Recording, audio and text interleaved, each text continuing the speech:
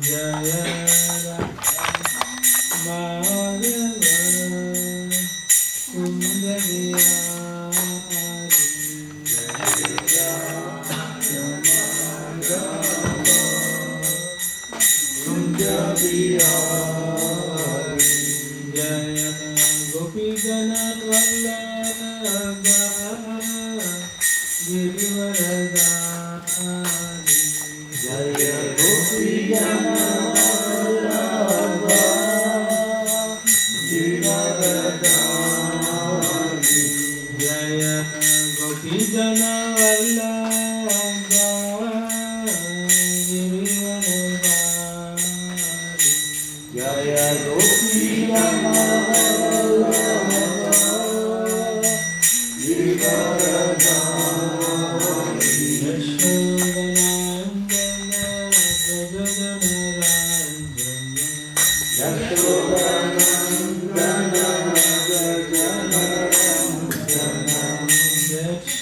Yashodanandana Prajaganaranjana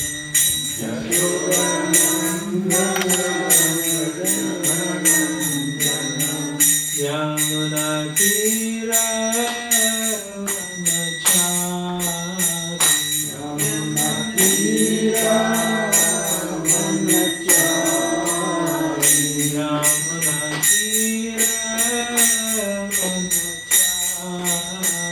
Yamunatira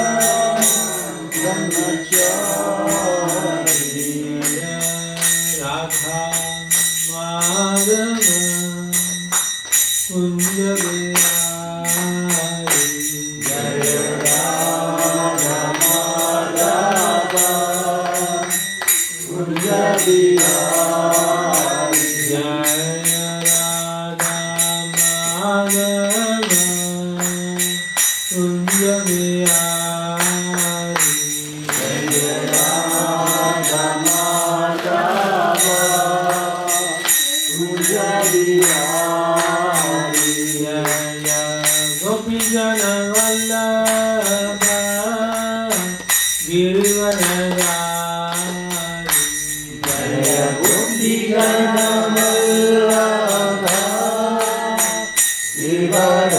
Girivaradhari Jaya Gopijana Vallabha Girivaradhari Jaya Gopijana Vallabha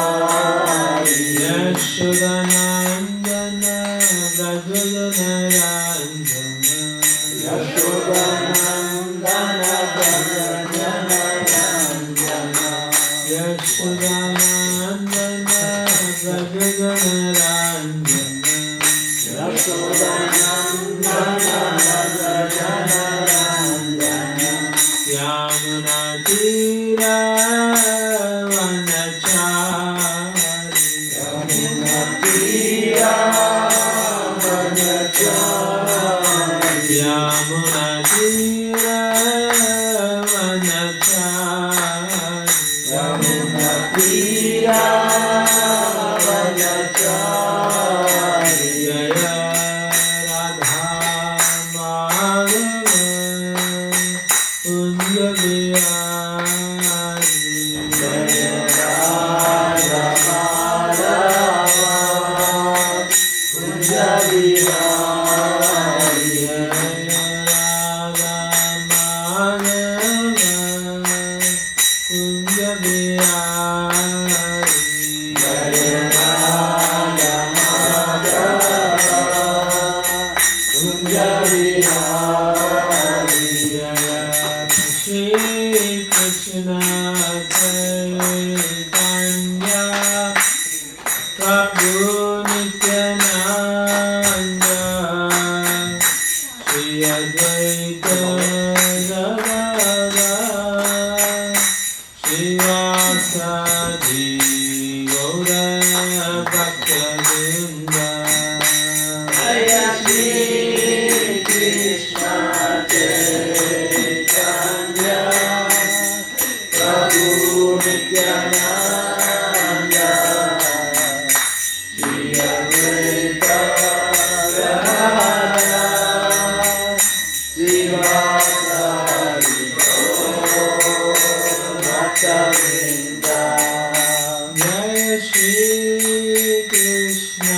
Chaitanya Prabhu Nityananda Shri Advaita Gadadhar Srivasadi Gaura Bhakta-vrinda Jaya Shri Krishna Chaitanya Prabhu Nityananda Shri Advaita Gadadhar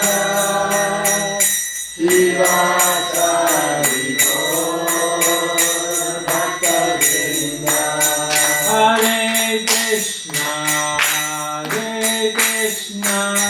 Krishna Krishna Hare Hare Hare Rama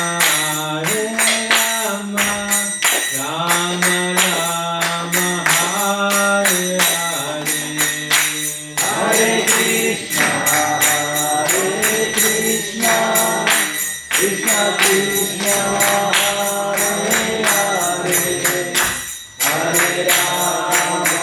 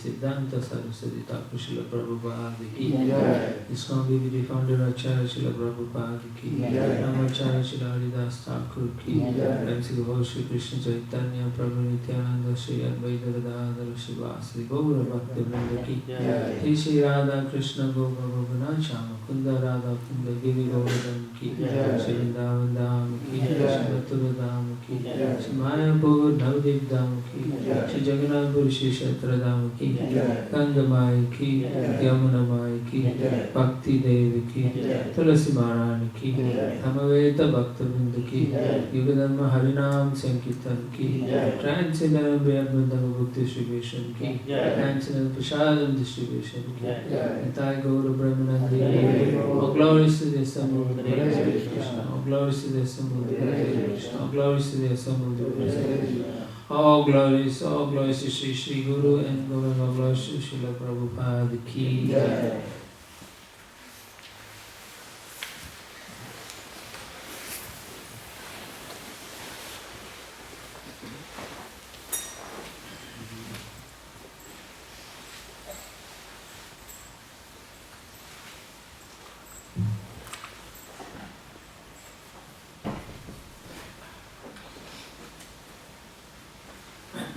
Hare Hare Krishna.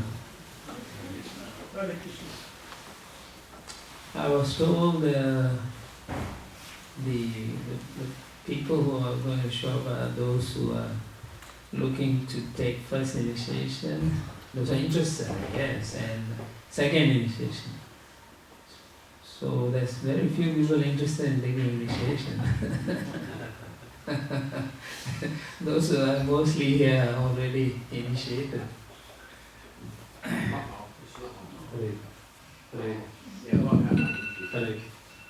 Some, yeah. Hare Krishna.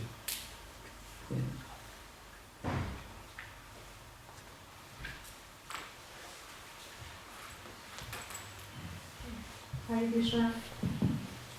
Hare Krishna, everyone.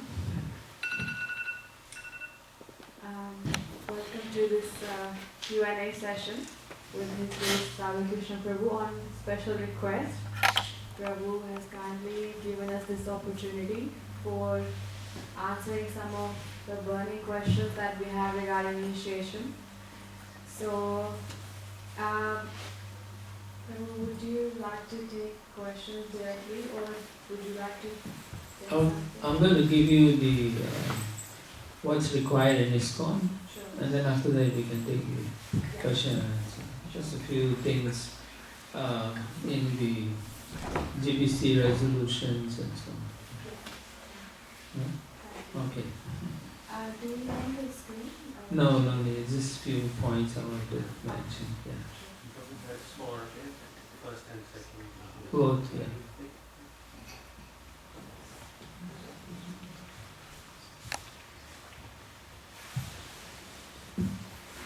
Can you hear me? Yes. Okay. Yeah. So the first initiation is known as Harinam Diksha, where the spiritual master gives the holy name, and he also gives you a name, Krishna name, for the initiate. And of course, to get to that stage, the prospective candidate must first have gone through the ISKCON disciple course. Okay? So everyone who wants to do it must do that. Now this is not only for first initiate, it's also for Brahmin initiation. If they haven't done, they should do it.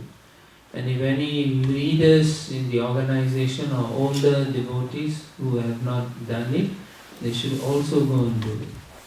Because the problem is, a lot of times people take initiation previously, but they don't understand why they even took initiation. Right? Nor do they understand the rules, the regulations, and the reason why initiation is important. So therefore, everyone who hasn't done the ISKCON disciple course should do it. It's a refresher course for those who think they know. And it's also an eye-opening course, because in that course you'll also understand the relationship between Srila Prabhupada and ISKCON itself. Oftentimes people don't know that the preeminent Siksha Guru is Srila Prabhupada, always. Right? And how the GBC is connected to the line of authority. Okay, so therefore it's very important to do the disciple course. It's a requirement anyway for those who are going to take first initiation or even second initiation if they haven't done it. And then the other criteria is the guru cannot initiate unless the temple president writes a recommendation letter.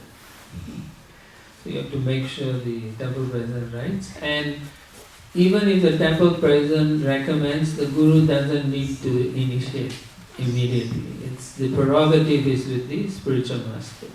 He can say that disciple can wait a little bit longer. So sometimes you see some gurus may make the disciples wait 5 years, 6 years, like that, to see the resolve of the disciple, to see if they are really serious to take.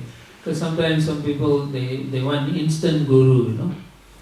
So If they don't get it, then they go to another guru who is freely giving initiation like that. So there are cases like that, and it's okay because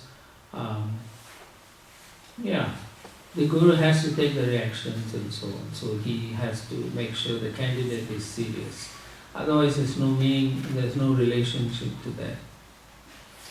On top of that, the disciple who is attracted to a particular guru must have a relationship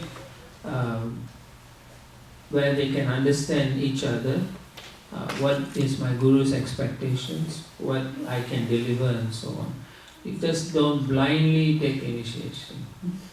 And then the guru will test the disciple by talking, by correspondence, and they can gauge the level where the disciple is. Similarly, the disciple also should check and make sure this is the right person. Right? You don't get initiated 6 months later and say, I think I picked the wrong person. Yeah, we have cases like that, so we want to make sure. So 6 months is what Prabhupada said, but generally 1 year, but more often it's 2 years, to make sure everyone is satisfied with that. After they take initiation, then they can go their own way. Right? No. No. After you take it, it's more serious. It is called initiating. That's why it's called initiation. You're initiating the relationship. Therefore, you continue. The young boys. Alright, no talking. Okay, look in front, yes. Okay, so and within the period of resolution between the guru and the disciple, the temple president and others in the congregation must also observe the person wanting to take initiation to make sure that they are following regulative principles, and they are also following the authorities nicely. Otherwise, if they are anti-authority, then they will be anti-guru after a short period of time also. So we don't want that kind of criteria to be one of the issues later on. And observation and the way you know someone's quality is increasing is how much service they are doing, how they react to one another, how their relationship is, what kind of Vaishnava qualities they are displaying, and how they are relating to others also, who may be senior devotees, who may be initiated, who may not be initiated. So we have to observe and study how this individual is. And thereafter, when the temple authorities are satisfied, they can tell the guru, this candidate is a good candidate for initiation, please consider. And So this is the main thing. The criteria is to make sure there's faith in the disciple, that they follow authority, they're following regulative principles, and they are chanting minimum 16 rounds daily, not one time. Every day one has to do that. And other criteria could be, are they attending programs? How active they are within the temple? Are they doing their programs at home also? Are they getting up Mangala Arati and so on? Because if you don't get up and if you don't do the sadhana process, practice it properly, then you won't do it even after initiation. Bad habits die hard. So those things must be made sure in the beginning. You cannot fix afterwards. You have to fix before you give the initiation. Oftentimes the understanding is, if you give initiation they'll do better, but it's not the truth. Just like if the person is not following regulative principles properly, then you give them sannyas, then you think they are going to be a good sannyas. It's not. It doesn't work. Now generally, this is for Harinam, or first initiation. Generally for second initiation, the prospective candidate must again show that he or she is following the same for first initiation also, just the same, regulatory principles and everything. But the other thing is how faithful they are also to their spiritual master and to Srila Prabhupada. In the old days, that was the criteria. Fixed in service, fixed in their sadhana practice. But over the years we have noticed, although we may give someone Brahmin initiation, but they don't know any Brahmanical knowledge. They don't have Brahma Gyan. That means we found that they are not studying Srila Prabhupada's books. So quite often nowadays, many spiritual masters require those who want Brahmin initiation to at least have Bhakti Shastri, minimum. Okay? So that when they are questioned, they will understand the principles behind certain activities we are doing as devotees or followers of Srila Prabhupada. We are able to talk about Sri Krishna, talk about Chaitanya Mahaprabhu. Not only that, the other qualification is they must have cleanliness. They must understand what cleanliness is. It's very important. Brahmana means cleanliness. Samodama, saucham, there is saucham, tapa saucham. That means cleanliness must be there, and the other criteria is punctuality. That means on time. Like for example, if the arti is supposed to be at 7 o'clock, the pujari must be here and ready to do at 7. Not come 5 minutes late, 10 minutes late. One shouldn't even say there's traffic, because you should cater for all that. The deity should not wait for you. You should wait for the deity. So it's very important for brahmanas. They must be punctual. They must be practicing cleanliness. Clean in habits, clean in thoughts, clean in external and internal also. Internally they must be chanting 16 rounds for internal cleansing. External, take shower, right? If you are a grihastha, at least twice a day you take bath. If you are a sannyas 3 times, brahmachari 2 also. Yeah. So these are important things. Whenever you come to temple, you should take bath, so you are clean, fresh clothing and so on. And again, as I mentioned, they should know the Shastra very nicely, and having completed the Bhakti Shastri, they should be recommended if the temple authorities think they are qualified. Now, in general, what you need to know, you don't need Brahmin initiation to go back to Godhead.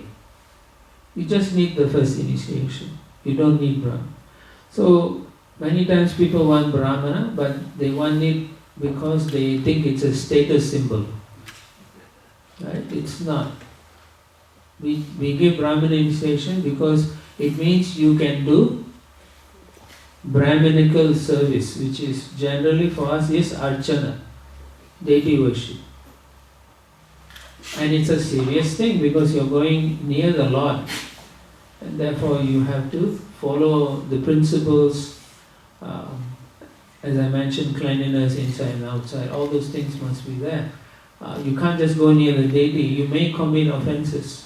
It is called seva aparat, in doing service to the Lord and making mistakes. And if you do too many seva aparat, it will transform into nam aparat. It's a small serious offense. Okay. So one has to be very determined.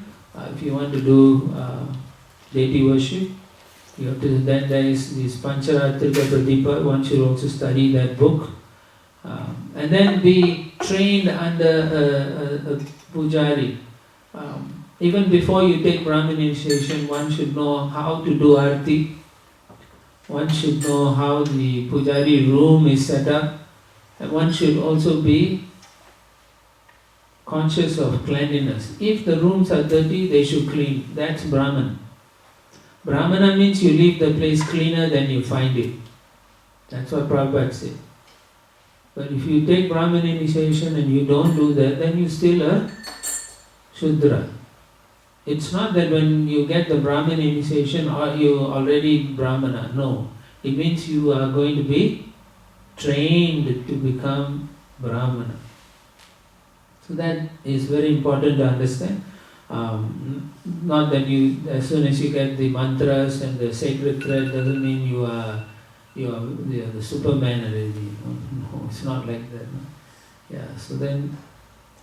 You study that. You understudy some devotee for at least 6 months or 1 year, and then they will say, yes, you are qualified. You can now go and take. If you are not, then you continue until you come to the standard. Like Keshava Gopal Prabhu, he is very qualified. He went to Mayapur and he can say he has studied and he's doing and he knows yagna and all.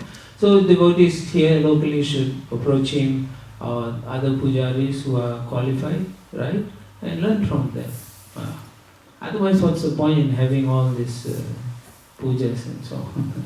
If you want to learn properly and do properly. Otherwise, don't do. Just stay at home and sleep. Okay? It's good for everybody. Otherwise, it's unnecessarily headache for the temple president and authorities if you come and just don't do any seva. Right? Brahmin means you want to do more service, not less.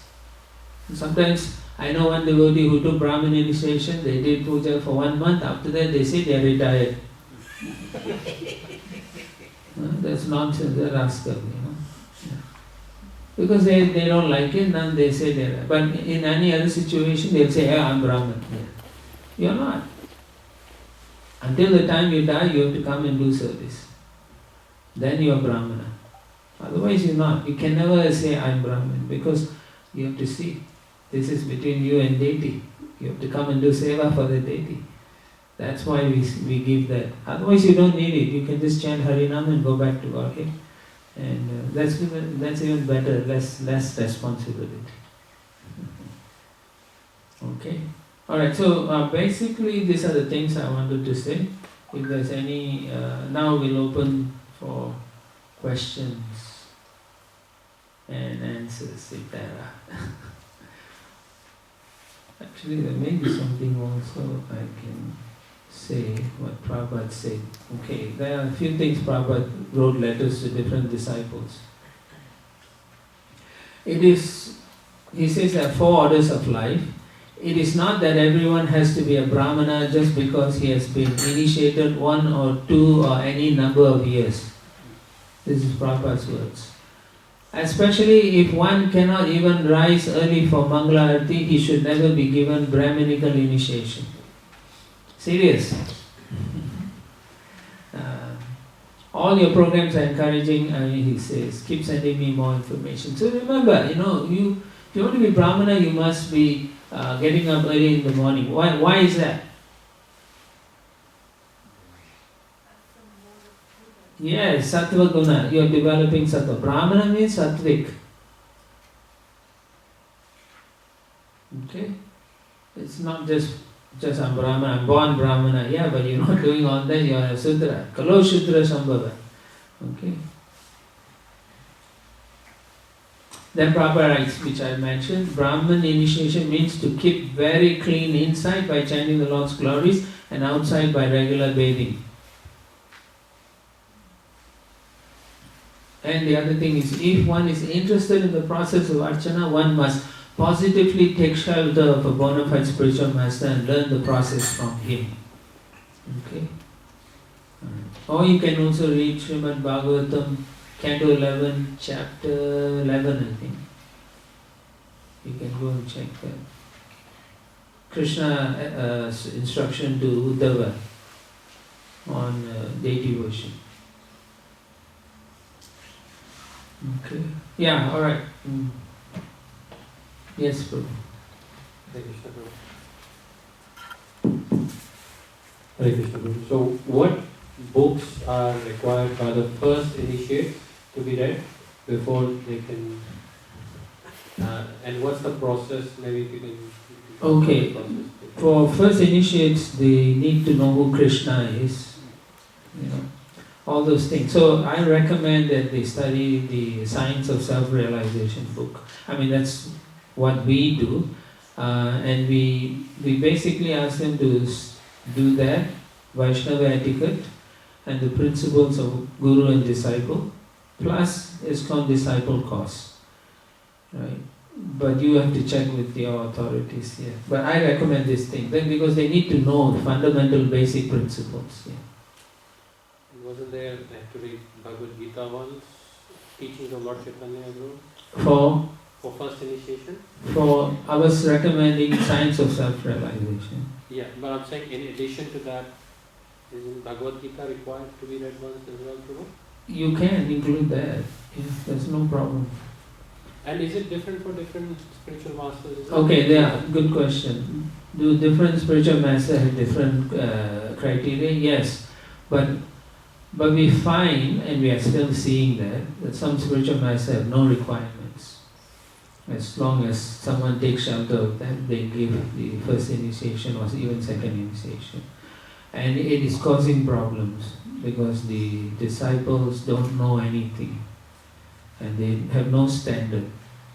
Okay, then they think it's easy, anything they can do.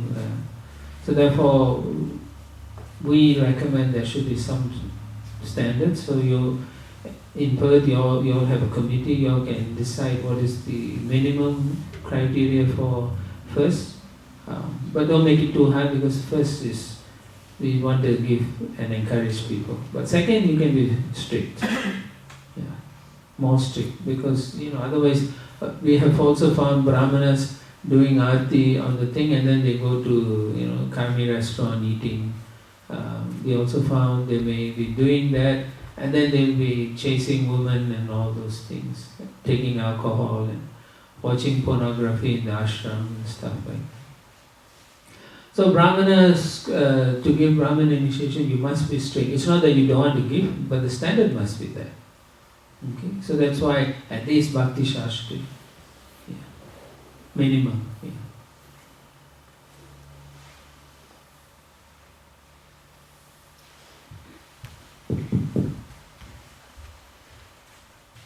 Ask if you have queries. Hare Krishna Prabhu. Yeah. A lot of times this question comes up that how do we know who is our spiritual master? Because ISKCON is a multi-religious society. And a lot of times when devotees who are looking to find a guru, they don't know how to answer these questions or where to seek help to find out who is their spiritual master and how to approach that. Yeah, very good question. I think the first thing they have to do before even they think about guru, they should do the ISKCON disciple course. After that, they can look at different personalities. They can approach them. They can write to them and see if there are questions they ask and the answers they get, does it satisfy them? You should not look for a guru who's a great dancer. You shouldn't look for a guru who's a great singer. Those things are not. You should see if that person about him. Can they guide me properly or not? Are they going to correct me? See, some disciples or some people or devotees look for gurus who don't want to look at them and they don't want to look at the guru. So after initiation, they both go their own way. So there is people like that also, but actually, if you are serious, what is the reason you want a guru? You should ask yourself. Right? I want a guru who can take me back to Godhead, who can teach me the principles properly, that I am inspired by this person to follow and then do it nicely. I will not compromise until the end of creation. I will not give up my guru. That's how the mood should with that spiritual master. Obviously, you may be attracted to one or two personalities, maybe because they look good, or maybe they are very intellectual. But it shouldn't be those reasons. It should be more, do they touch my heart? Are they evoking the right sentiments for me to pursue devotional service? Yeah, that should be the reason one should take up. And once you take a guru, you cannot jump like a kangaroo. It's a fact. You cannot change and say one, no, this. No, once you take a guru, that's it for life. If you reject a guru who's in good standing, you go to hell actually. This part of the, it is stated in the Shastra. Okay? So yeah, and sometimes they may touch you directly in the heart, or they may reveal something that only you know, but through their answers they touched on that in your heart. So you know this person may be, and you don't do guru by going there and say, "Ini mini mini mo." Catch the guru by his toe. Well, you should. But actually, yeah, you don't do like that. You don't go and say maybe this, maybe that, maybe never. Yeah. So, yeah, sometimes even the guru you seek could appear in your dreams also. So that could be a confirmation, but usually we don't take that mostly, but we should ask other senior Vaishnavas to clarify and make sure I'm making the right choice. Yeah. Yeah, because after you make the choice, you cannot go back and say, I take back my initiation, or I give you the initiation. It doesn't work like that. Okay, so be careful, but at the same time, don't wait for 20 years, 30 years, thinking who's the guru. Yeah, that also is wrong. If you see someone's qualified, and if you think they can help you and lead you back to Godhead, then yeah, go ahead. Yeah. Okay? Another question that's very commonly received is, just like you said, you don't need second initiation to go back home, back to Godhead, but do you need first initiation to go back to Godhead? Yes, definitely you need to have the first initiation, so that you are given the connection in the Guru Parampara. On our own, the ability to chant this powerful holy name may not be complete. But when we are initiated, we have the amazing acharyas. All our acharyas are eternal associates of Krishna. So they are giving us blessings. And with their blessings, we actually make advancement much more quickly. But okay, that's one thing. The second thing is, if you don't want to take initiation, means you are very arrogant. Because you think you can do it on your own. And then you can go back to Godhead on your own. You can't do that, because Krishna doesn't want you to come directly to Him. You have to be dasana, dasana, dasa. So therefore you need to take shelter of someone to show that you are actually humble and that you accept that Krishna is the Supreme Personality of Godhead. So anyone who says they don't want initiation, yeah, that's up to them. Yeah, go back into your hole. Yeah. But we want to take you out of the hole and take you back to Godhead. But quickly, yeah.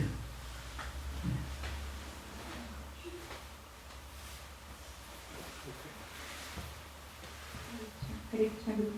I have this question that Hare Krishna.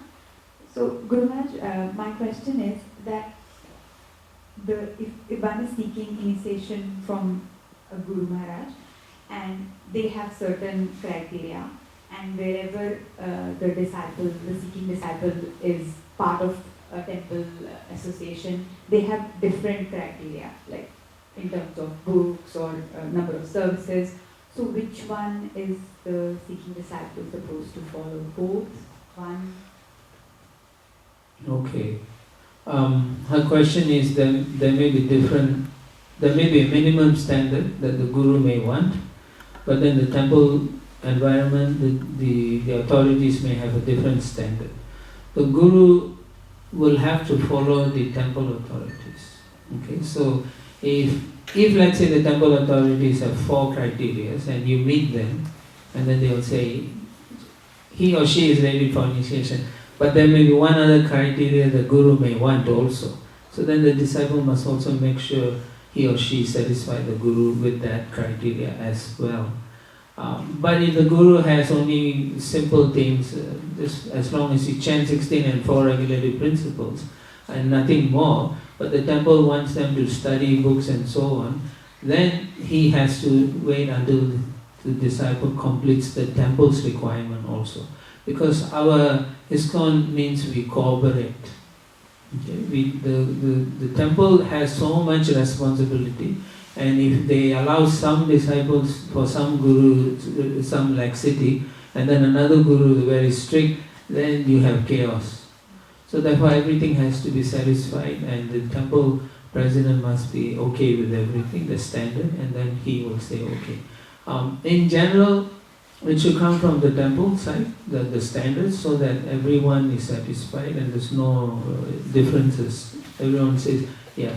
I know also in cases where temple authorities are strict, the disciple will run to another temple, and then where it's easy, and then they will say, I will initiate in that temple, like that. And that also causes problem later on, because the person has no standard. In years to come, because they look for cheap ways of getting what they want, eventually they take the process cheaply. And so they are not good disciples. They will cause problems for the guru. Thank you, Guru Maharaj. I had one more question. That when we are talking about initiation, and we are saying that we don't need Brahmanical initiation, but then we talk about the benefits also, that you are able to do deity worship and you become closer to Krishna. So sometimes I get confused that does one really need one, or is it more of that, is it a fast track process? Like, what's the difference between the first and the second? Like, why does one need to do the second one, and why? Well, Srila Bhakti Siddhanta Saraswati Thakur say, in this age, first of all, many of us can't really sit down and chant. Our mind is not focused. So Archana Seva will help you focus better. So therefore, we recommend everyone to aspire to become a Brahmana. But if they don't want, that is okay. But as I mentioned, it helps you to become more focused on the Guru, more focused on the deities also. So it will raise your consciousness by chanting the Gayatri mantras also. And you will become very dear to Krishna and the spiritual master that way. Thank you, Guru Maharaj. Mm-hmm. Yes.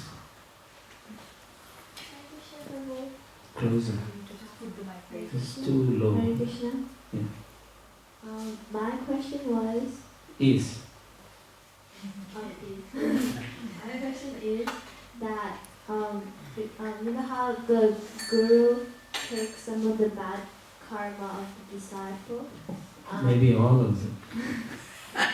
Is there a way you can like help give something to the guru, like as a not good karma, like something of the sort to Neutralize the karma? Yeah. Well, you have gone through many millions of lifetimes. So you have so many different karmas that you also don't know. So whenever you take this process up, the way it happens, it's very mystical, but the spiritual master does take reactions. So unless he can take the karma away, you may not be able to make advancement or chant purely also. So the guru has to remove that. Now if you want to go and do some tapasya to get rid of whatever karma you have, yeah, there are processes, you can do rituals and so on, but that's how it is. Yeah. I mean, for the guru. For the guru, you do good. You don't break any principles. Don't not chant properly. Pray for the guru. As when Srila Prabhupada became very ill, he instructed his disciples to pray to Lord Narasimhadev. So therefore, if you want to pray for your spiritual master, then pray to Lord Narasimhadev to protect and keep your guru healthy and so on. Yeah, that is the best prayer a disciple can do. Yeah.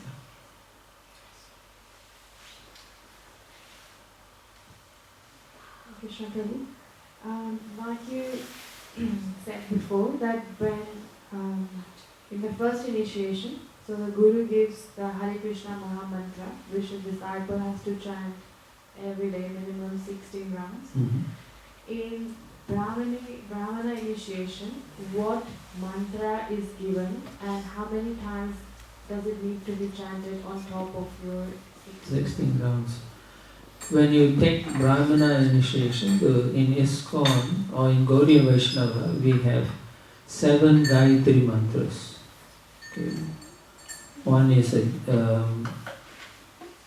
Brahma Gayatri, then 2 Guru mantras, and then you have 2 Gaura mantras, and then you have 2 Krishna mantras. So altogether you have 7. Yeah, and they are, each mantra you chant 10 times on your fingers, and then so 10 times 7, 70 is not much. And you do it 3 times a day at the sun, just before sunrise, at noon, and at the just at sunset. Yeah. And it's the same for both Prabhus and Mataji? Yeah, it's the same. Only thing is Matajis don't wear the Brahmin thread. Yeah.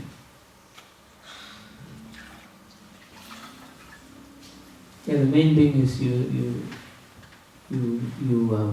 purifying yourself so that you can do the archana nicely. Hare Krishna Prabhuji.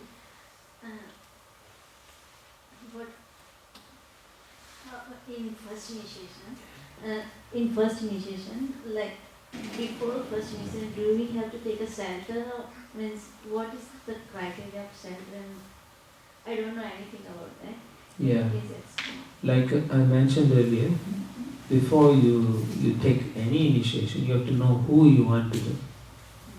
And so therefore you can listen. Nowadays there's so many YouTube videos, or when the gurus come to Perth, for example, you go and listen and see if they mean something to you or not. If what they say resonates in your heart, makes sense, and you also feel this person can actually help you in your spiritual life. So after analyzing that and studying these personalities, you pick one who you think is the real one for you, and then you have a communication with them, ask them for shelter, and if they say yes, then you can continue, and they will guide you, they will give you instructions, you can ask questions, they tell you what to do, what to read, etc., etc. They'll check on you to make sure you're following regulative principles. Are you eating meat? Are you doing nonsense? If not, they'll have, their duty is to bring you to a standard where you can, on your own, progress further and further until the next level. Yeah. Okay.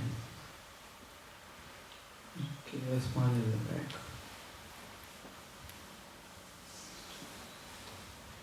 Hare Krishna Prabhu. Udya, I have a question. Sometimes the people coming in a bhakti rickshaw, for example, if they come regular, they're doing good seva and everything, but they get attached to some other sampradaya. And they get attached to another sampradaya. But at the same time, they don't want to go to other sampradaya because it's a sort of like they're confusing us as well, So they want to be association. They want to be in association of like devotees with ISKCON, but at the same time they get attached to some other sampradaya. Okay. So neither they here, neither they there. So how we deal with them? You don't deal with them. Yeah, you're not doing the right job. Yeah. Don't waste your time. You're not doing the right job. You're not guiding them properly. Yeah. So the other thing is maybe there should be more education, understanding of the principle of taking shelter. why it's important to take proper shelter. If they are not here or there, then many people are like that. Yeah? They will go to one temple, like in Houston, they will go to all the temples, and then at the end they'll come to ISKCON temple because that's the time we serve prasadam. You know. So if you have people who like to associate but they're not interested in understanding the philosophy and so on, then you should tell them, this is for serious people. And if you are not serious, then it's okay, you can come and listen, but you have to make them very clear that this is a serious thing that we are trying to do. So that will awaken them a little bit. But we are too afraid of telling people you are not doing correctly, or we don't want to chastise them because we think we will lose people. And if you have that kind of attitude, then you're going to get all Tom, Dick and Harrys coming in here. Then they will create problems in the long. Then you get one Mayavadi will say, no, this is not right. And you got one other Sampradaya will say, this is the way we do. And then it becomes a hodgepodge rickshaw group, So there's no more. So you have to have a standard, and you should see if this person is a disturbance, then you should shut him or her down and tell them they should, go to, another group where they can freely discuss what they want to discuss. Or in your Bhakti Vriksha group, before you start, you should have rules. What are the things we will discuss? It's about Krishna consciousness. If you don't feel comfortable with Krishna, we'll talk after the session, and then I will give you more information. But during our discussion, you cannot intervene and make all kinds of noise, So otherwise you will be wasting 6 months to a year with one or two persons who will never be a devotee. Yeah. So be very intelligent. Yeah. When you conduct such courses. Okay. For example, if they are not creating any disturbance, they are very humble, they are doing services, everything, but still they are attached to other sampradaya. So then we have to just don't say anything to them. So what will be our action at that time? It's okay, just give them more prasadam. Okay. Hopefully that will change their hearts. Yeah, because we can't say to them that if you're not following ISKCON, then don't come here. If they open their mouth, then yes. If they say something against ISKCON, yes, at that time. Then you can tell them, that nice contribution, they can go on to other group. Yeah. Yeah. But don't be afraid, there's nothing wrong in telling someone. Call them for their bluff or whatever. Yeah. But I think all of you, when in the beginning you have to make it very clear what is our standards, what are we going to talk about, You can be kind if the person is willing in the beginning, but you shouldn't be wasting too much time with them. If they just sit and keep quiet and listen, take prasadam and go, that's okay. So far with Krishna Mercy, I don't have any incident, any such. Okay, well you're anticipating. It happened like long time ago, like 5-6 years ago. Okay. And I asked him to go. So. Yeah. Sometimes you'll get someone who'll talk some stupid philosophy every time in a discussion, Bhakti Vriksha. You'll be wasting time talking to such person. You need to be very smart to identify who's a troublemaker. Yeah, you have to. Otherwise you will be wasting so much time in your Bhakti Vriksha. Anyone else?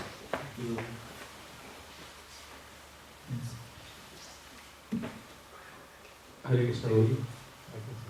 Hare Krishna Prabhu. My question is, today we have so many devotees classes available on YouTube. You should stand up. Thank you.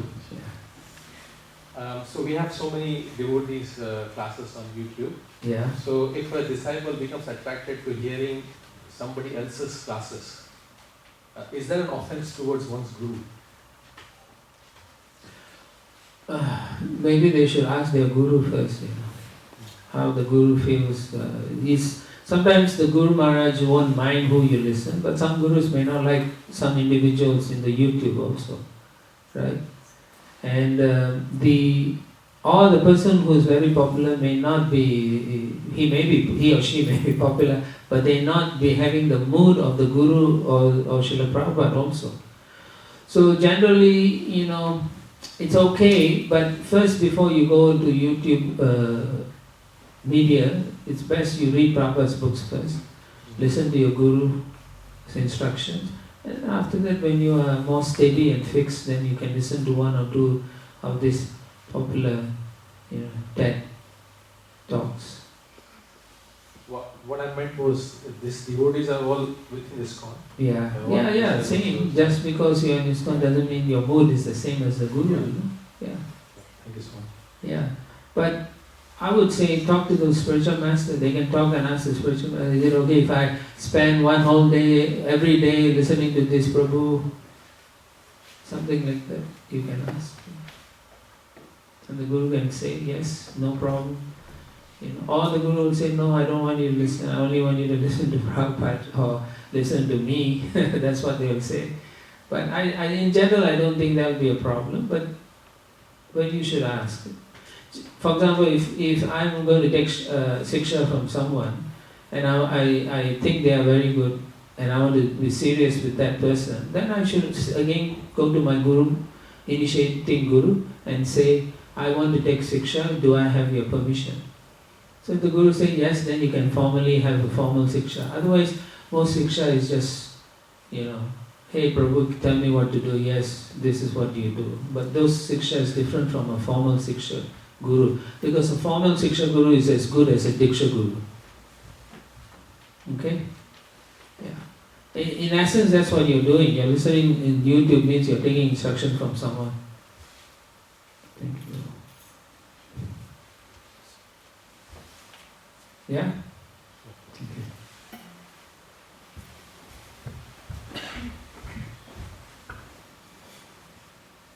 Hare Krishna Prabhu. Sometimes we see in our movement that some people take initiation, but then just like a little bit later after that, they just stop coming to the temple, or they just may reduce their Krishna conscious practice and just stay at home. So how does one prevent this? Like maybe they lost inspiration or the desire to serve. So how does one prevent or reduce this? Good question. The most important thing is following regulative principles strictly, chanting very, very nicely. And not associating with outside people too much. Work is one thing, but after that one should be very careful. Again, I have touched on, if your sadachar behavior is not good, if you go outside eating, restaurant, McDonald's, all those places, then you will not have the ability to follow nicely, and in due course of time, you will give up devotees, and therefore you will go away. Yeah. The problem comes because we don't practice properly, nor are we following the instructions of the spiritual masters, and therefore we get into big difficulties. That's how you protect yourself. You have to have association who is enlivening you, association who is encouraging you, association who are going to protect you also. That's the type of association you want. Not associates would say, hey, let's go watch a movie, that's a good one, And then everyone goes and say, very nice. Devotees do that. They think it's okay. But what they don't know is this, whatever you watch is a samskar. You cannot even get rid of it sometimes. Right? So you have to be careful. If you are not strict with yourself, how can you be able to connect with the Supreme Personality of Godhead? And therefore you are connecting with the material energy, and the more you connect with the material energy, what happens? Then you lose taste. One more question. If someone criticizes your Guru Maharaj in front of you, how do you respond to that?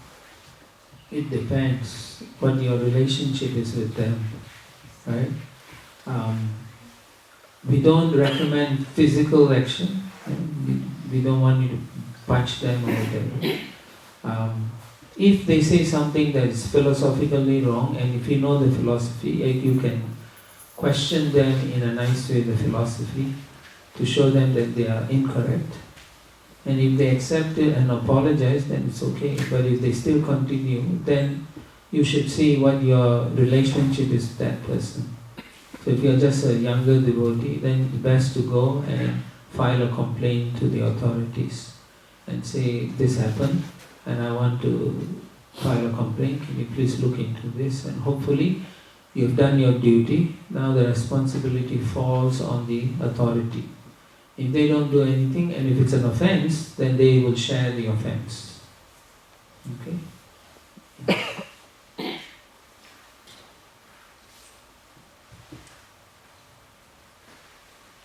Hare Krishna Prabhu.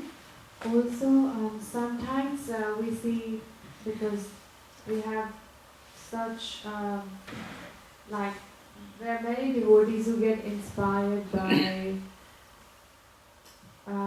say, speed brahmacharis or sannyasis who are not spiritual masters yet, but they are in the wait list. Or what is the right protocol? Like, if somebody is deeply inspired by someone, should they wait until they become officially initiating spiritual masters, or seek initiation from currently initiating spiritual masters? It's actually an individual thing. If they feel very strongly with someone and if they're willing to wait, then they can wait. But they have to make their choices. Right? There's no harm if the person may be qualified, but they also waiting. But then, anyway, it's not something like you wait for someone to die so the other person can become a guru. Those things are not what we are recommending. But if they are very attached to someone, then they can wait. But they also should know, let's say if I'm a very old person, like 80 years old and I'm inspired by some young person, but then the person is not guru, but I may be dying, So then what? So they must also think carefully, Are there others who are qualified also to also guide them? So in general I would say they should have at least one or two personalities that they can take shelter of, and they are not so worried if it's either one of them, if it's possible. Otherwise, if they only one person, and that's also okay, but they should be willing to wait. So, in our Perth situation, there most people's Guru Maharajas are not here. That's why everyone has Shiksha Gurus here. Yeah. But I just had a question that if a spiritual master like you, they give a class and you hear some instructions in there, and then your Shiksha Gurus, they might give like something that clashes with that. Do you follow your Shiksha Guru's instructions or Diksha Guru's instructions? Okay, that's a good one. You question. You should write to your spiritual master and explain your situation about the conflicting instruction and ask his spiritual master what to do. In general, if the Shiksha Guru is in line with Prabhupada's teachings and in line with the temple authorities, then the Guru will say, follow the Shiksha Guru. Don't worry about it. Then that instruction is okay. Because if the Guru gives you an instruction, if you can't follow, then you are what? Committing an offense. So therefore, you should clarify your situation to your spiritual master. Or you can bring it up to the temple authorities, or even you can bring it up to your Shiksha Guru and say, this is my instruction from my Guru Maharaj, what do you want me to do? And then they can think about it and say, okay, maybe I may have to review my instructions, because if you are following the mood of Srila Prabhupada, generally the instruction will not clash with your spiritual master. That's my observation. If it's clashing, then could be minor things. I do not think it will be a serious thing. So in all cases, you should be proactive in trying to clarify with the Shiksha Guru as well as the Diksha Guru. First ask the Shiksha Guru. If he or she is very reluctant to change their stand, then you have to check with your Diksha Guru and say, this is my situation.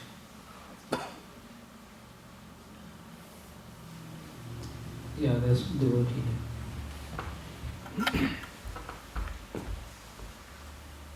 Krishna, very wonderful explanation. Thank you very much for asking those wonderful questions to make us understand. My question is, I have 2 or 3 questions, so I'll ask in one go. No, ask one at a time. Thank you. If we go for the inspiration and we selected a guru and we watching them through YouTube and whatever channel is available, because they are not close to us, to understand what they're saying and if we are synchronizing their process and their regulations or principles. And we selected them, took initiation, we following regulatory principles, and then we progressing. What things we need to be careful of when we going to get the initiation and after the initiation? This is my first question. Your question is what you have to... What things like as a behavior, as a gratitude or following the instructions, what are the things... After initiation. Yes. Be careful of. Yeah. So before even I answer that, when you listen online and so on, and you get inspired by the person, but you do not know how they're going to train you, It's one thing to say, but it's another thing to actually train a person. So that also you need to understand. You need to know that person also. It means you have to write to them, ask questions, see how they answer, see how they give you. Sometimes we can give nice answers sitting on a Vyasa Sanghi, right? But when the person comes and tells you their particular situation and so on, we may not be able to guide them also. So you have to thoroughly analyze all those things before you put your heart to that person. Now, after you take initiation, depending on where you are, if you are with the Guru's temple, then you follow whatever instruction he gives you faithfully. But if you are in a different temple, then the Guru will depend on the authorities in that temple to guide you. The Guru is not going to say, I want my disciple only doing this thing, then it's wrong. Okay? But he will say, listen to the authority. So that's, in general, that's how we are trained, that you follow the authority, the line of authority in that temple. And on top of that, you follow whatever other instructions outside the purview of the temple or the authorities, whichever center you are in. Then you follow those instructions your Guru Maharaj has asked you, like that. So, is that okay? Thank you, Prabhuji. My second question is, if we inspired by our Guru and we are okay with the process and we go through the path, do we still need Shiksha Guru if we haven't had one? Or if we feel like our Diksha Guru is quite enough for us and we are already aligned with some services in the temple, is it a bad idea not to have Shiksha Guru, or we still should be looking for one if we are quite far from our Diksha Guru?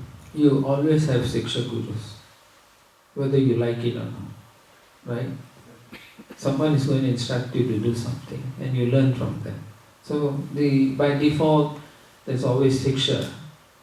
But formally taking someone as your main Shiksha, that's a different thing.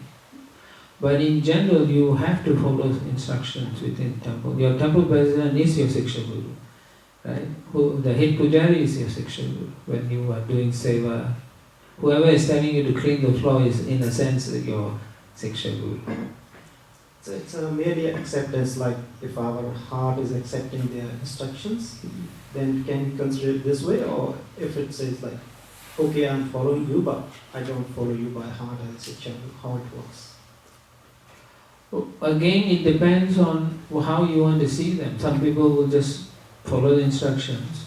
So that is that level of relationship. Some will take it to their heart because the person may have helped them or saved them from a terrible situation and brought them to Krishna consciousness.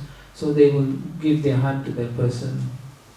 So it's a matter of your heart, question of your heart. So should we disclose it to someone, or should we disclose our heart only to our teacher?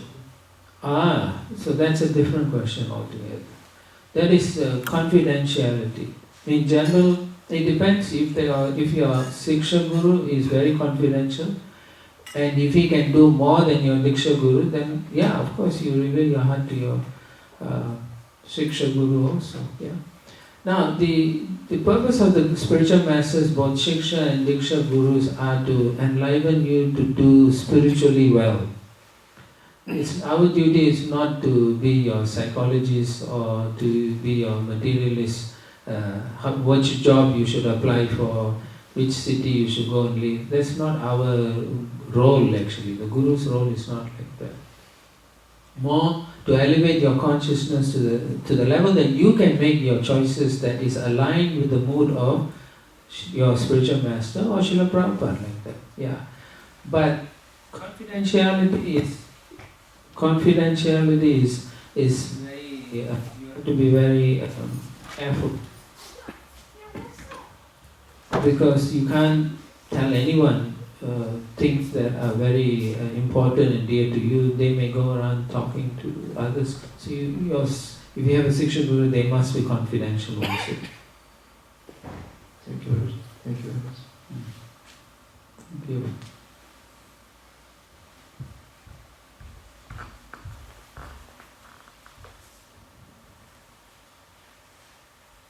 Radhika wants to ask another question. Hare Krishna Prabhuji. Prabhuji, one of the questions that just stuck in my head just now. If any disciple who take the initiation from the Guru Maharaj, and let's say after a couple of years, if Guru Maharaj left the body and go back to Krishna's Nitya Lila, and if that disciple have a question about spirituality or anything that concern, and the Guru Maharaj is not there, that disciple go to whom? There are many qualified devotees in ISKCON, right? So, which is why I was saying, you have many Siksha Gurus. So you can identify by hearing from different personalities, this person can answer questions. They are sincere, they are honest, they won't cheat me. So then you have faith in that person, and you don't have to take initiation again because you're already connected to the Guru Parampara. But if you feel you want to, then you can also take initiation from them. But if you have all the initiation first and second, you don't need to take re-initiation, but you can take Siksha from them as an official Siksha, who you treat him just like a Diksha Guru, no difference. Yeah. So from that person or persons, you can always learn more and more. Yeah. Thank you, Guru.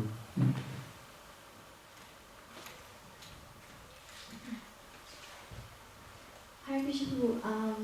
So I had a question about sometimes, like if devotees have the same Guru Maharaj, they give something of the sort of like preferential treatment towards their god brothers and god sisters. So is this a correct attitude, or like, as in they're not disrespecting other devotees, but they consider their god brothers and god sisters to be maybe of like a closer or higher kind of status? I don't know how to word it, but is this a correct mindset or not? Yeah, I think you need to use the right words, because if you say preferential, then it means I'm not going to. So like, as in they consider their god brothers and god sisters as someone, like people closer to them. It's generally the case, right? If you have your cousins and if you have your own brother, your tendency is to be more, you might favor your own relatives, closer relatives than others.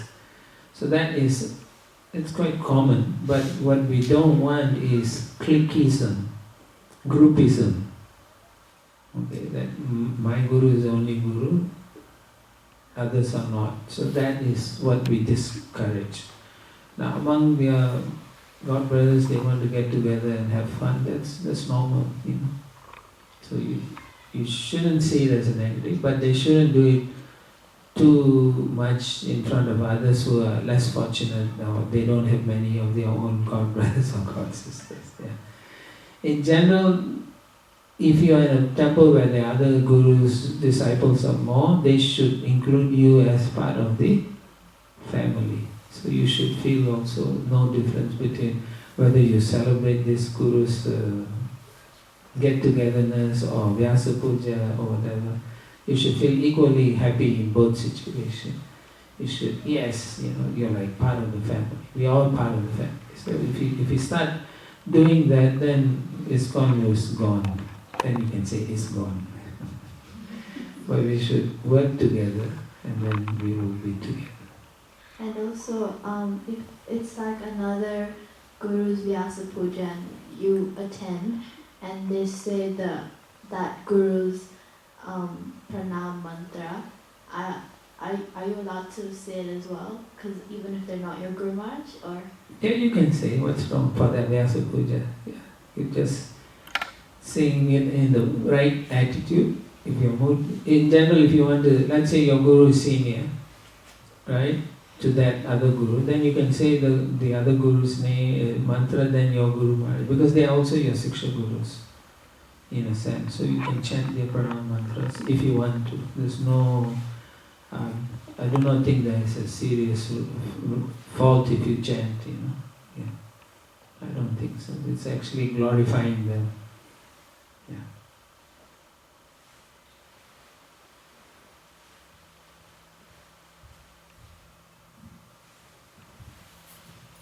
One question I have that sometimes devotees feel themselves not qualified, whether that be first initiation or second initiation. So how to encourage both, is basically for them to take that next step, because how long we going to think we are not qualified? Yes, in some cases we are not qualified, but those who are genuinely qualified, and everyone knows from their heart, at least they're following this much, so they should go ahead and do that. Yes, when it comes to Brahmin, that's a different level. No one should mess around with Brahmin initiation. But at least for first initiation, what do you have to say for them so that they can take that next step? Again, in general, no one is qualified. Okay, we are all mercy cases, all of us. It's the compassion of the Vaishnavas that have taken mercy on us, and the qualification criteria has been given to us by the acharyas. That means you follow the 4 regulative principles and you chant 16 rounds. That is the minimum qualification. To say I don't feel qualified, that's all sentimental. And also it's foolishness. Because if you don't want to go back to Godhead and if you want to remain in this position, then you must be a big fool. Right? So one should logically tell them this is not the right attitude or the mood to maintain, because we want to go back to Krishna's lotus feet. Yes, we are not qualified. Who is qualified? But by following these rules and regulations, we get the mercy of the acharyas through a spiritual master, and then we become qualified slowly by following their instructions.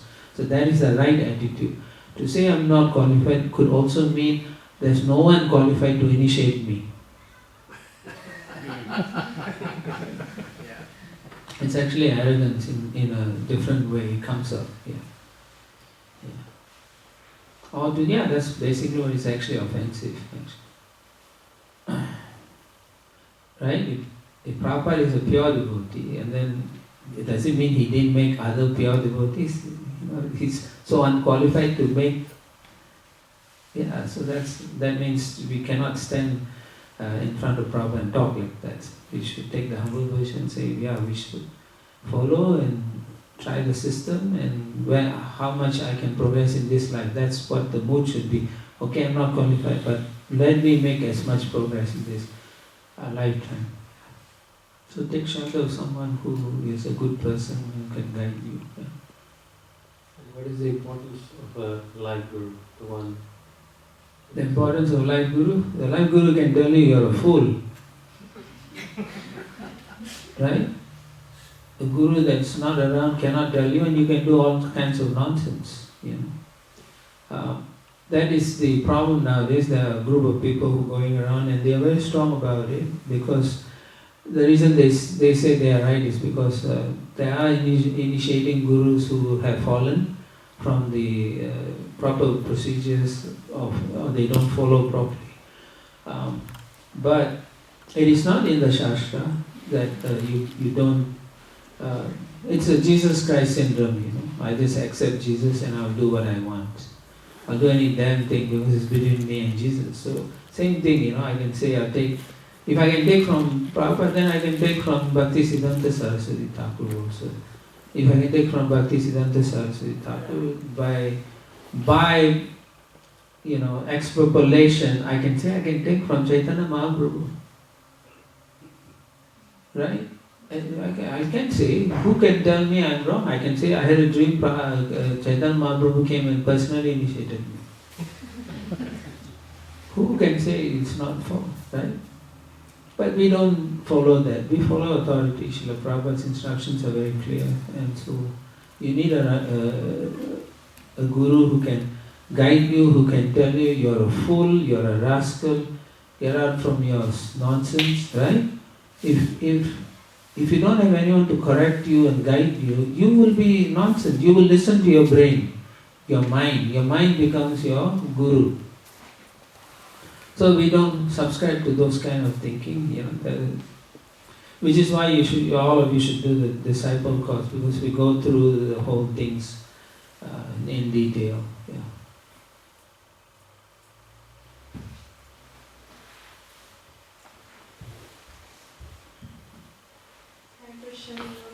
How do we know if we're ready for initiation? Or how can we tell? How do you know you're ready? You may not know you're ready. Yeah? Is that what you're saying? But how do you know you're not ready? I just don't feel it. What is the feeling that makes you feel that you are ready? I just don't feel ready. Yeah, so there's some inhibition, you're not sure about this thing. Generally, if you are clear about the philosophy and you understand this is important to you, is school important to you? Why? Yeah, so the same way, if you read properly, you practice properly, you will then realize that this is important and therefore you will be ready. Yeah. In general, we don't practice properly, therefore we are not ready yet. Right? It is the mind telling you you're not ready. So you should ask the mind, why am I not ready? Well, I can chant, I can follow the regulative principles, and I have affection for Krishna and Srila Prabhupada. Why am I not ready? So you should ask yourself, what is it that's stopping you? And then once you identify that area of doubts that come in, get ready to get rid of this doubts from your mind. Go and talk to other devotees to see how to get rid of that doubt that is holding you back. Yeah. So with the sword of knowledge, one should cut through those things. Okay? Yeah.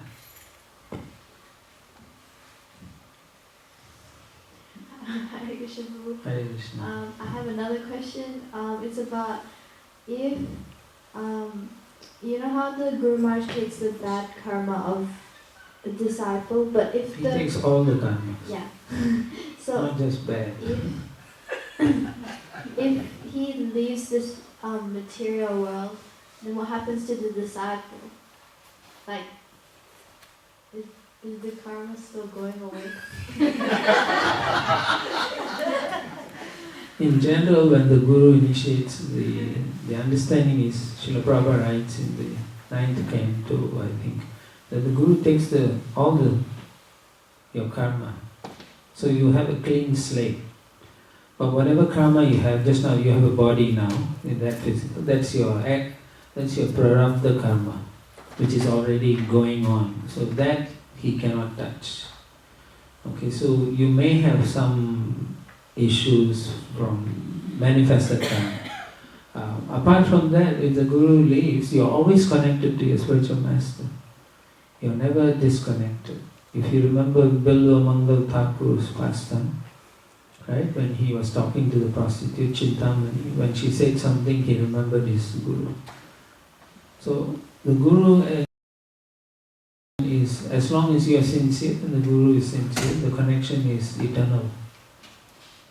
But then in the spiritual world, everyone's always focused on Krishna. Yeah. So how will the Guru remember you? When you go to the spiritual world, Jai Shri Shri Govinda Ki Jai, Prabhupada Ki Jai, ISKCON Guru Vrinda Ki Jai. When you go back to the spiritual world, your Guru may be also one of the either cowherd boy or gopi, so you will know that, but you may have different relationship, or you may be assisting the Guru as one of them. But then we're like, as in we're always praying to Srila Prabhupada and that he's listening to us. So is it possible that he is doing pastime in the spiritual world and simultaneously also listening? Okay, that is Achintya Shakti. That means it's you can't comprehend how it's done, but it's, yeah, he can do that. Just like Krishna can expand unlimitedly and do many things at the same time, Krishna can empower his jivas also to some extent to do simultaneously.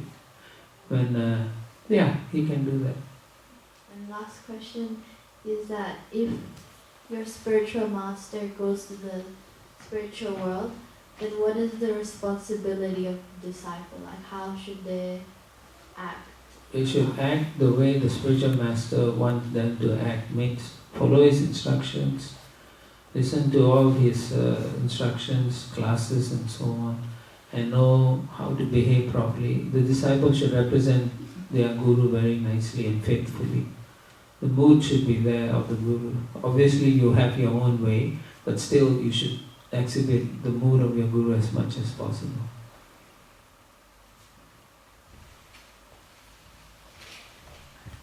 There's one.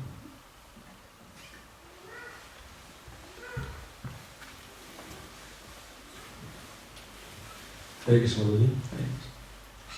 So my question is, by the order of some of the senior devotees here, we have been given the service of running Bhakti Riksha, and we've been doing it for a few years now. The members who attend our Bhakti Riksha, they consider us as their Siksha Guru. So my question is, first of all, is it right for them to see us as Siksha Guru? And second, if it is, then what should be the responsibility, what should be the mood as a Siksha Guru, and how we should be guiding them?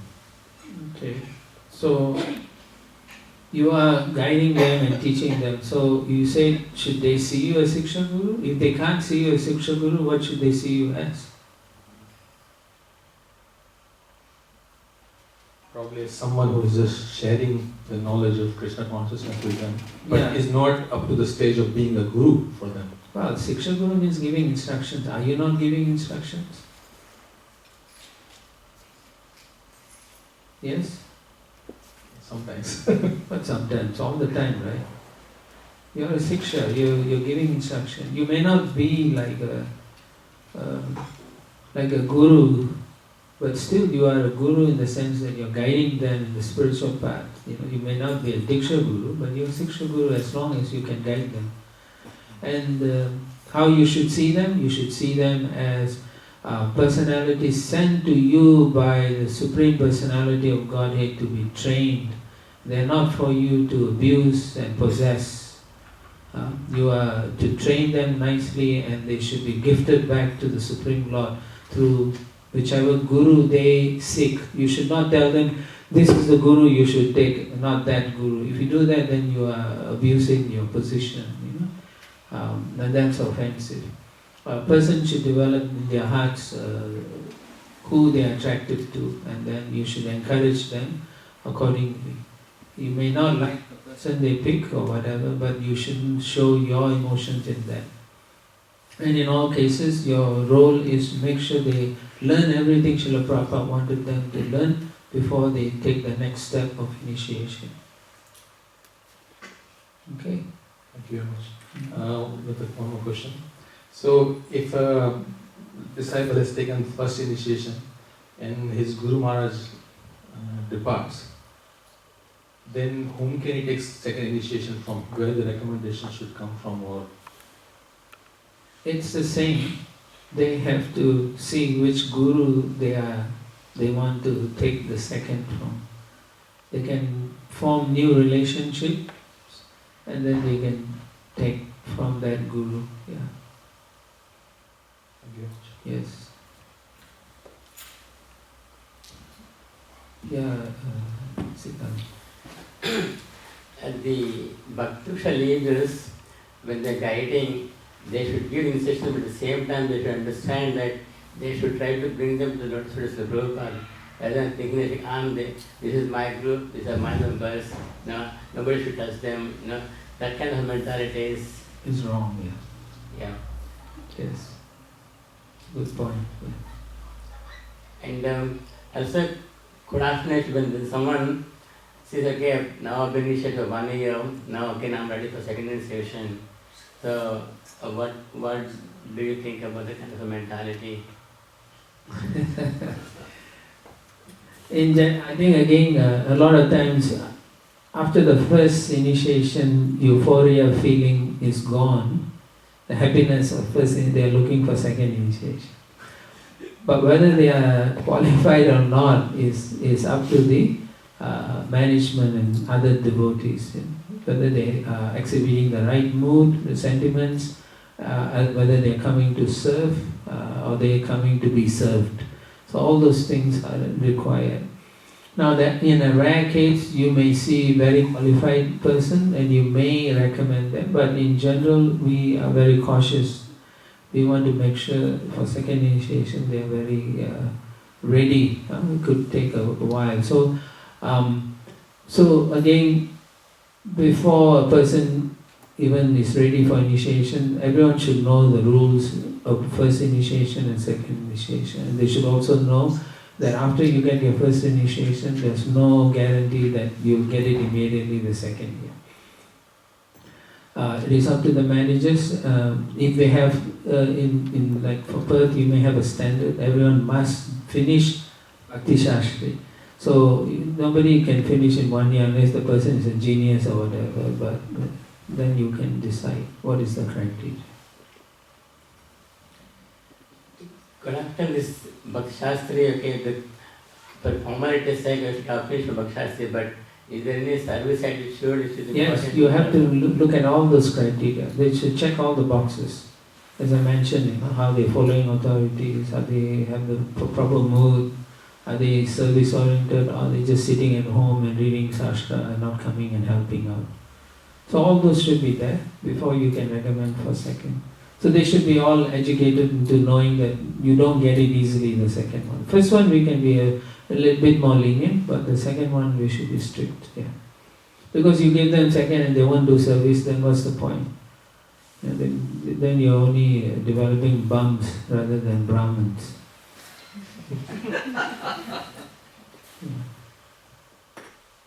Right? You have something to add? Yeah.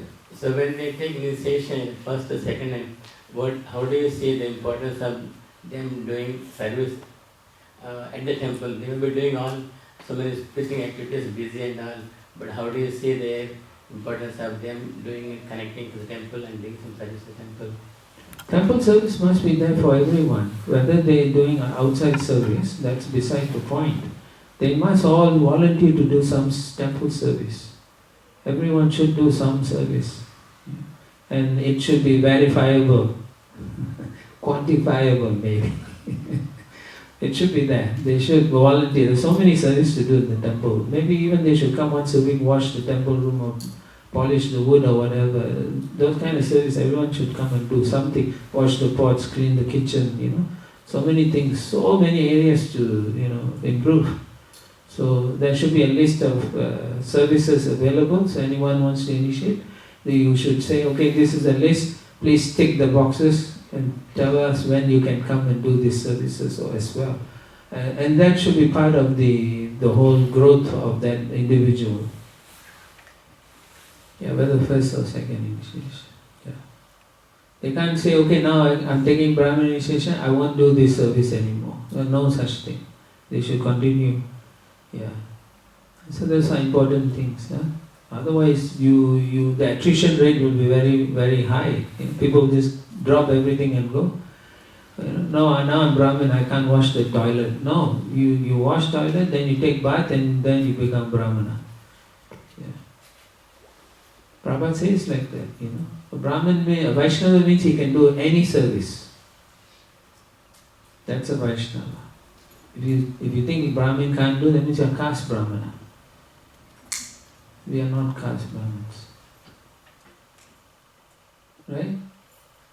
Yeah, so everyone should do service. You can't just say, I can only do one service, I can't come and do. This is very bad actually. Temple cannot grow. Then everyone will think, oh, when I take Brahmin, then I can drop this service. That kind of attitude will come.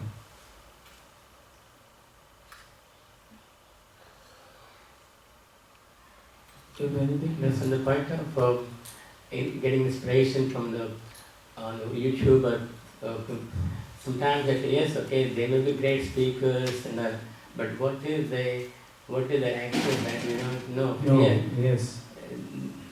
That also got to check it very, very well. Whereas a spiritual master or a living guru or a devotee, you can see them or observe them. They might be erudite scholars or they might be erudite speakers, but at least they got to see their behavior, they have their actions, and their sadhana. That you can't verify them actually when they're giving a big talk on the YouTube or whatever. Yeah, I did highlight that just now, that we shouldn't take just from that, they should study their personalities. They should ask them questions, see how they will resolve situations. Sometimes they are very good at giving answers, but you have to study them and see if they can really deliver, walk the walk and talk the talk, right? Like that, yeah. Thank you.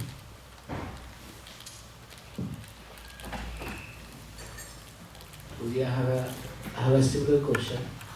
So, if someone is a great speaker, but at the same time he's not good in dealing with the other devotees, with the same good devotees, then what should be our approach towards him? I think we discussed that in the Vaishnava Sadacharya. Some speak well but cannot behave properly. And some behave well but cannot speak well. When we are in this kind of situation, first of all, there should be what we call education. Devotees should go through education where they learn how to behave properly as well as speak properly. And if you find someone has some issues, maybe they have anger problem, tell them to go and do anger management. Yeah, there are so many places in the city where they'll teach you anger management. Sign up for the course and then show me that you went through the anger management, then you know how to control yourselves. It's not that at the temple they show anger and the temple devotees have to teach him anger management or anger. No, maybe it's impossible for us to train sometimes on certain fields. So such things when we see, we should tell them, go outside, get trained up. If you need some skills that we can't provide, learn outside and bring it here and then we will see how. Right? So, you identify the issues, then you find out through the managers how to help this person. So all of you can discuss and come with a list of active action items that individual needs to do before they take the role again. Okay? If you don't correct them properly, then they will continue and they may even get worse. And we are not serving them, nor are we serving the movement properly. So it is important for us to identify those things and then put through proper action plan. Okay? And how do we know that we carry the mood of our Guru Maharaj? How do you know? How do we understand that we are actually in the same mood of You don't have to worry, your God brothers and God sisters will tell you. Thank you. Yeah, that you are not like our Guru Maharaj. Yeah, that you are a nonsense or whatever, they will say. Hi Krishna Prabhu, I have a question. If someone takes initiation, but then later on they leave the movement and take initiation from someone else, or they stop chanting their 16 rounds, following the regulative principles, and etc. Doesn't that mean that they like disown their spiritual master, which means the spiritual master doesn't have to take their reactions, or like? What happens is that the reaction will go to that person in not just the same, it will come back as twice or triple. So they suffer more. They might even go to hell for rejecting a bona fide guru. Yeah. Oh yeah, as soon as you reject a bona fide guru, you are condemned already. Chaitanya Mahaprabhu, I think, mentions it. I think you'll go to hell. And then if someone left, but then they came back, what does that mean? Then they have to renew their vows and everything, and then show all the devotees that they are sincere in their endeavor. They should go to the Guru, ask for forgiveness, and then continue again. But in such a situation, they must be observed carefully by others. They shouldn't be put back into the same leadership roles or anything like this, because society won't forgive so easily. As Vaishnavas, we may be able to forgive, but society won't. So they may not be able to take an active role, but they should take a humble position when they come back. Yeah. And also, if someone in a higher authority in a temple maybe like misuses their power or shows some kind of behavior that may like be triggering for newcomers, and they're like appalled about how a high-ranking person falls down, what do we say to them to like make sure they don't believe or feel that ISKCON is like not Not what? A good Place, because ranking person falls down. or it's not reliable or something. Well, Prabhupada gives the example that in the battlefield, even the generals sometimes fall. They also can be killed and so on, right? So we have to explain to people that, although everyone is trying hard, sometimes in the process of our own purification, we may slip and fall. But we shouldn't be so quick to judge the process, nor the sampradaya. You can say for every one or two person who leaves, there are so many others who are moving forward, who are making advancement, who are showing good examples. It's just like if you wear a white sari and you have one spot of black dot, do we focus on that black dot or we focus on the white sari? You will focus on the black dot. The tendency is to look at the black dot, but the reality is there's so much whiteness in it. Yeah. So there's so much goodness in the movement, so much good people out there. Why do you only worry about one or two person? It's like, like sometimes you all play games, I see that, funny things. So maybe there's a game where babies are falling and you're supposed to catch all the babies. Can you do it when the thing goes too fast? So you'll miss one or two, right? So the same way, in this battle with material energy, some of us will fall. Therefore we should be ready, but we should be ready to catch them so that they don't fall even further and help them come back to the proper standards. But why go through that? From the beginning we should be very strict with the principles and so on, so that at least we have lesser chance of falling down.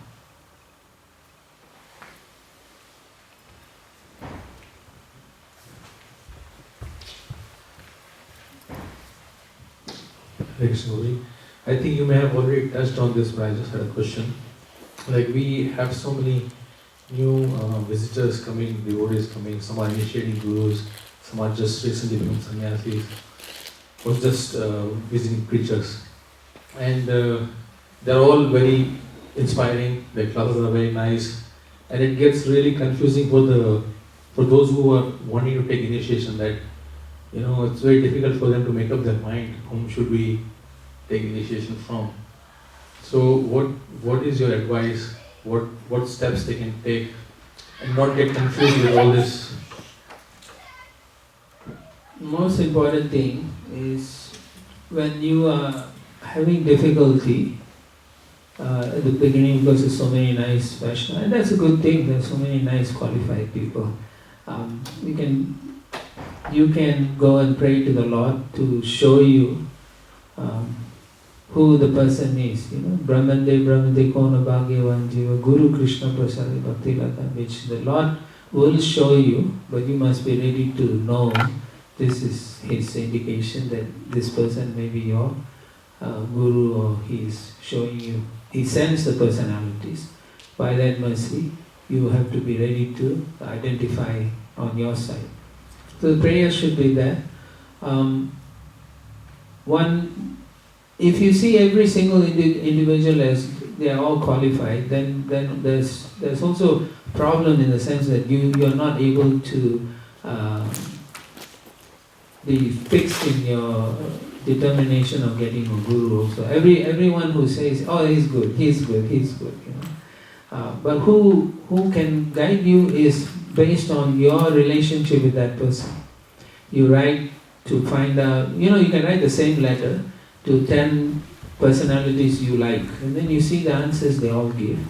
And then from there, over a period of time, you can sieve and then shift, and then you'll say, okay, there's one or two I think can really guide me properly. Their instructions are more in line with my nature and so on. And then you can take shelter of them, and then eventually pick one as your Diksha Guru. It's an individual thing, so people will have to pray sincerely and then move on from there. So there's one very specific case I have in mind where Mataji wanted to take initiation, and she has been listening from different initiating gurus to find out if this devotee can be my spiritual master. Yeah. And eventually she decided to take initiation from one particular Guru Maharaj who has never come to Australia. Yeah. And she wrote to him, but the letters don't directly go to the spiritual master, it goes through his disciples. Yeah. And the disciples came back and saying that our Guru Maharaj will never come to that side of the world, and he is not looking for any new initiates right now. And this actually devastated her, because she was really hoping that I can get initiation. So this sort of difficulties are there, and it's sometimes becomes really difficult to. Yeah, that is also important also, what you brought up. Geophysical location also plays an important part. So when new devotees come and join the temple, we should also mention some of these points, that if you're attracted to someone very far away and if they're not coming, then it may not be possible. Or in this case, it seems that that person didn't want to initiate, as you mentioned. So sometimes the gurus have taken position where they are old already, they may not want to initiate after some time, and they just want to have it. Probably they have enough already, So much problem with so many disciples. So that could be one reason. And unfortunately, although they may be attracted, and they may be attached to that person, because there is a saying, forbidden fruit tastes sweeter. Yeah. But if the guru was initiating, maybe they won't even say, I want that guru only. Or maybe they may be saying that because by saying that they know they won't be getting initiated, so they can continue saying that. So there are many ways of looking at the same thing. But I think from our side we should be very proactive and tell people, there's no inhibition of taking gurus from anywhere, but you make sure that they can give you the initiation. Or if they're too far away, you're not going to get personal instructions also. So So these are some of the things they should be educated on, you know. Again, when someone is attracted to someone, maybe it's sentiment, you know. Oh, I like that way he talks, and I like the way he smiles, and so I want that guru, you know. But it may not be for any real spiritual advancement. You know. Yeah, if you really want to go back to God and you pray for a guru to guide you, that Krishna will definitely give you a guru. I don't think Krishna will hold unless you have problems. That's the only way I see it. Yeah. Okay. Thank you. I think you can wrap up. It's almost there. Thank you so much for coming. Again, I would like to thank all of you. You took your time and made this possible. Yeah. All right. Srila Prabhupada ki. Prabhu? Sorry. Who had a question? Huh?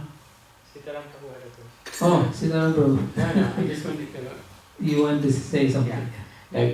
Like, as you correctly stressed in the beginning and middle also, like, devotees who want to take initiation, because they should understand why I want to take initiation. That is what the disciple course means. Sometimes we do disciple course just for sake of take the box that okay, I want to get recommendation like that for initiation. Nowadays, understanding the real principle of the disciple course. And when you understand it, and also when we get inspiration from someone who may be part, you can still respect him and listen to him, nothing wrong in that actually. And also to take initiation from anybody, also it's one thing is to get initiation from him and also to get an opportunity to serve him or the devotees are serving him also. That is also we get to see also. So if that's not practical, okay, we may, and as a group leader, we got to educate them also, that's important also. And then, accordingly, then they can choose, and as you correctly said again, and as a Prasad, Bhagavad Prasad, when you pray to Krishna, then again he'll direct the Guru also. Yes. And you can still respect the person whom you are attached to and listen to him, nothing wrong in that. Yeah, we can still take Siksha from that. You don't have to have Diksha. But you can have a common relationship with another devotee. Yes. Yeah. That's a good point. Yeah, this is something which is, has to be become but sentimental actually, like that. It is sentimental. It's problem actually, like. Yeah. Which is why I was saying, in the beginning anyone comes, there should be education saying all these points should be raised so that they don't make mistakes also. Yeah. But there's always going to be some problem later on. Yeah. It's the nature of this world. Yeah. All right. Okay. Thank you. Thank you so much, Prabhu, for coming. When are you leaving? What day are you leaving? They don't need to know. I'll be leaving We can next have more week. programs then. Next week only. And thank you so much for coming, Prabhu, and taking time for all of us and answering all the questions. These are burning questions for the ones who actually have desire to take initiation. That's why they are here. So which helps to clear the doubts and they can move forward with determination. But yeah, thank you so much. So I request everyone to please chant one Hare Krishna mantra loudly for Prabhu. Hare Krishna, Krishna Krishna, Hare